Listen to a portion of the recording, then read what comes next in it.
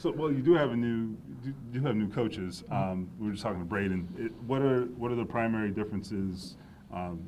Teaching techniques, or is it, I don't know, or is it very similar? Yeah, I mean, it's there's only so many schemes you can really coach in the NFL. I mean, there's only so many gaps, but the technique's a little bit different. They want a little bit different shape of the pocket, different things like that. And it's all just kind of them trying to figure out what we're best at and kind of integrating that with their techniques and just making sure that everybody's as successful as possible. You've seen everything here since you got here. Yeah, I think it's my 8th O-line coach in 9 years. Yeah. Think about how many guys you played with on the line. Like, I can't even begin to name them all. Yeah. Where is this offseason, like, where do you feel from your perspective, like, where this team's at? Considering everything you've seen and sort of the buzz around this team, do you feel that, or does that matter? It's kind of hard to tell until we actually start practicing. I think we'll have a better feel next week and the following weeks with OTAs. We'll have a little bit more competitive stuff. I mean, everybody's been, putting everything into the program from what I've seen. I mean, this past week, everybody's been, trying to improve every day, and you can tell everybody's taking their off season very seriously. I don't think anybody came back here out of shape. Everybody is kind of hitting the ground running. So that kind of is good news for us moving forward. I can't remember the last time you had all 4 of the offensive line teammates of yours coming back, and it was pretty clear what your line was going to look like. Yep. How much does that matter to you, and how much does that not matter to you, like right now? I mean, it's exciting. It's exciting because I know what Ryan Kelly's calls sound like. I know what Quentin likes on a combination block. It's just kind of playing with guys and being comfortable with them. It's nice to have a little continuity. Obviously, we knock on wood, we got that everything's together right now. We'd like that to continue, and yeah, it's pretty awesome. To piggyback off of that, I mean, not only the offensive line. I mean, you've been here. You've been through head coaches, offensive line coaches.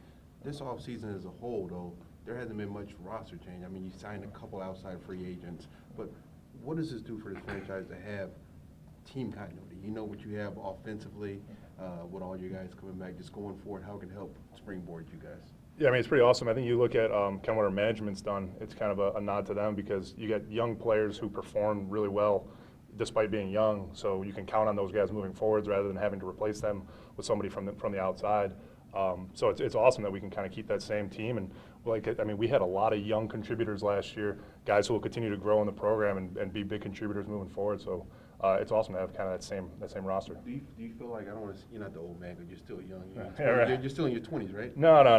I'm 30 now. Oh, well, okay. Yeah. But just to be the fact that you have so much youth and you were like the elder statesman of the group. So do you feel like you're the kind of the OG of the line? I mean, it's kind of weird because I do still feel young. I don't feel like, I've got to try these tricks to get my job done because I feel like I'm still physically young, and I kind of have that same mentality. So it doesn't feel like kind of I'm the old guy and then we've got the young guys. I think we're all just kind of one group. Anybody can kind of razz anybody else. It's just it's a good team chemistry we got going. How's your offseason prep changed maybe 2, 3, 4 years ago to what you're doing now? I don't lift super heavy right away. I'm kind of letting my body, I kind of build more of a base and ramp it up a little bit more. And I used to, want to be 100% ready to go for that first OTA and be playing my best football. And that, that was like the world to me because every time I step on the field, I want to dominate, But now I understand that OTAs are a part of the process. I want to be playing my best ball, come September 8th and then moving forward into the season. So it's definitely more of a gradual thing to make sure that I'm at my strongest, my fastest when the season starts. Did the hamstring last year change anything for you off-season wise? Did a little bit, yeah. I mean, I pulled my hamstring 3 times last year, and it made me realize that I don't have to be grind because I just need to make sure that I'm improving a little bit each day, and I don't want one day where I'm trying to make a big jump set me back. So I understand that if I'm doing a workout and I feel something that I don't need to grind through it, then I need to kind of assess where it's coming from and make sure that I am continuing to improve. So Anthony, 30 years old, still playing good football. You're already in contract here. Can you say, have you guys had any conversations about a deal at all, or no? We have not. I mean, right now I'm just trying to, like I said, improve it each day, and we'll see that. I have to play for good football one way or the other, so everything else kind of takes care of itself. You feel like I think everybody in the building agrees with this. Like, there has not been a drop off. I mean, how proud of that are you? Because I mean, like, it does get harder, right? As age comes along. I mean, how proud of you about the consistency you've had?